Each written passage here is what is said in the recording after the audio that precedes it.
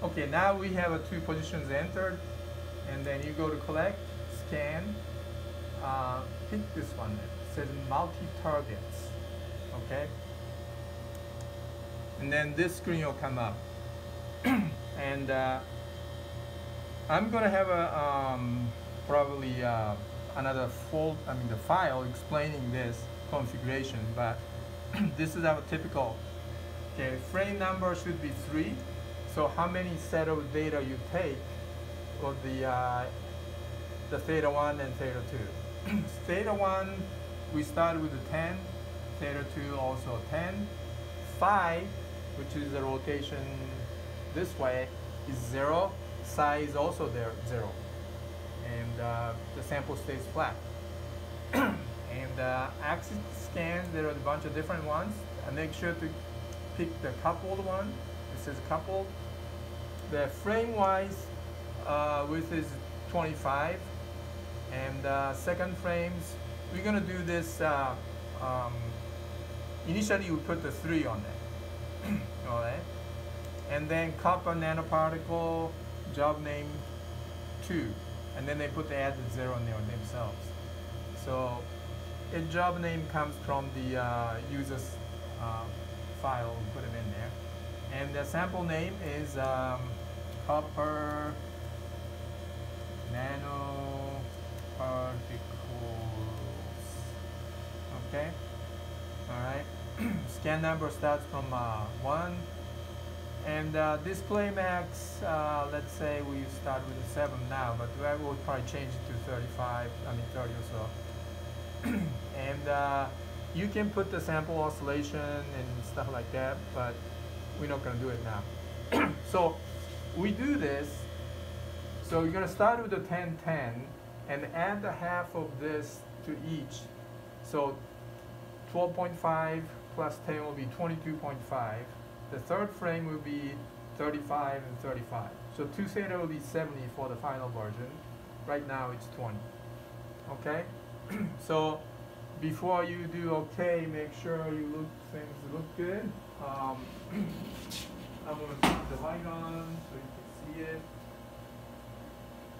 Alright? Okay. So, okay, I'm going to go click OK and make sure these things go up. So we only collect the 3 seconds, so that I'm just making sure that these frames, initial condition, I put them in right. So as soon as click OK,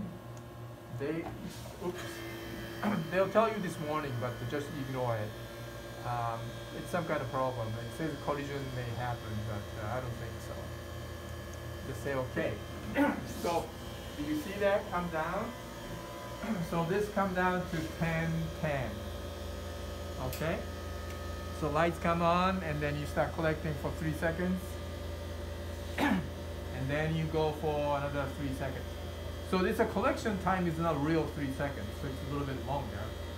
and I have my fingers on this stop in case this thing, after third measurement, it should have come down to 10, 10 again. That's 35, 35. Then it start going up.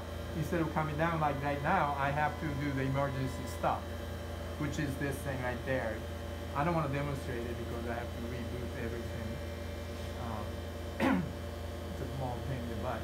So again, that's now 22.5. Okay, after 3 seconds, and then it go up to, all right, 35, 35. Okay, and then after 3 seconds, if you look at here, it's done. Okay? Sorry. All right, let's stop it now. You ready? Okay. So now we will no more this end of the experiments. Okay, but that was just the test experiment. So we're gonna go to again the real thing now. Scan, multi-targets. Instead of 3 seconds, we go like maybe 10 minutes per frame, which is 600 seconds. For the weak signals, we may go 1800 seconds, which is 30 minutes. So today I'm going to do 30 seconds per frame demo, And then in fact I'm gonna do the oscillation. Okay, sample oscillate 0.5 millimeter.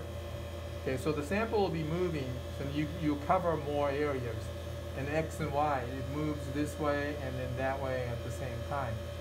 And oscillation amplitude is 0.5. You can set it to like a 5 if it's a large sample or something like that. Okay, so yeah, well, I forgot to mention earlier that the mode should be in this step. It's a coupled step, not the continuously moving, but it moves at the half frame worth at the time. Okay, so now it's 300 seconds, 5 minutes each. This 7 is probably okay, and then we just click OK. And then same warning, you just ignore it and then say OK. So now you hear the things going down to 10:10. And okay, the first frame. Oops.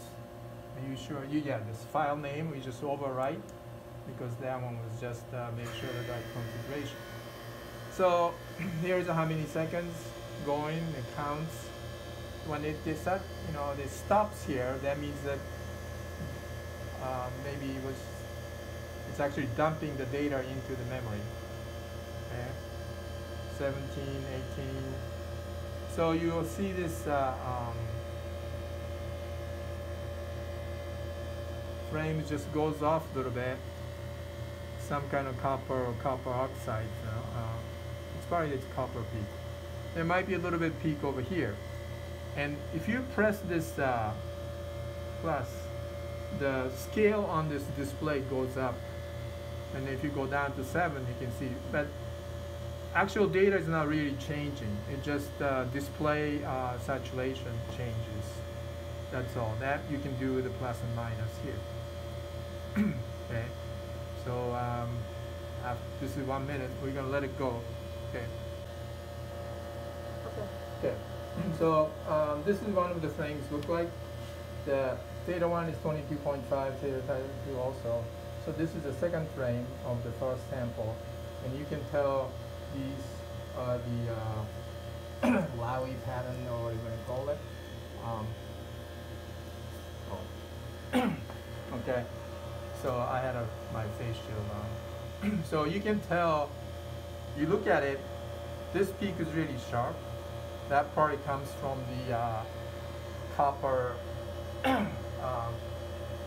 inside, whereas this one is covered with the oxide.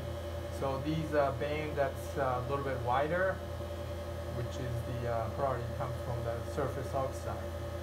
Okay, so I just want to show you the frame, what it looked like during it. So we gotta wait for another frames to finish. Okay, go ahead.